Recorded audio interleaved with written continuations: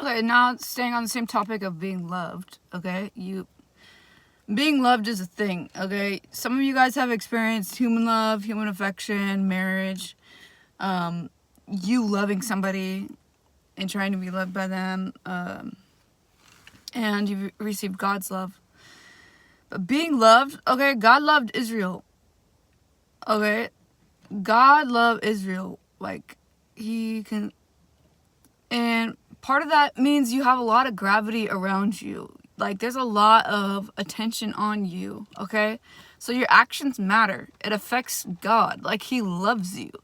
What I was thinking this morning is, like, relationally, like, I desire a happy marriage with a person, you know, and just for it all to just work together and us have the same moral grounding and fear of God.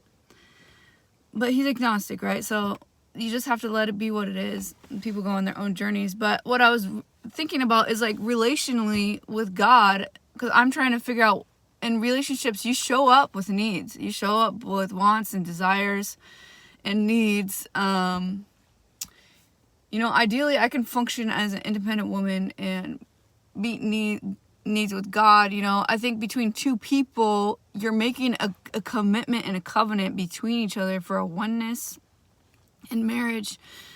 And so there's an actual, like, you got to show up. You got to show up, or at least have a conversation about why you didn't show up and what the plans are for the future, because there is like a...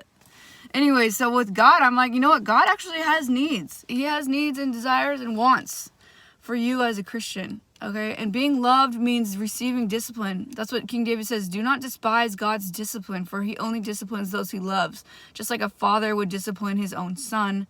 Surely that shows that you are his kinship. You are his own, okay, you guys?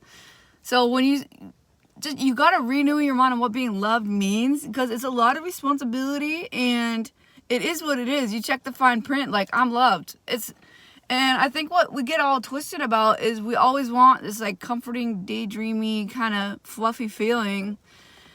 Oh, which is so nice, and you just kind of get escape on this dopamine hit in relationships. But what God does is he goes way, way, way, way before you can even ask for any of your needs, and he meets all of them, okay?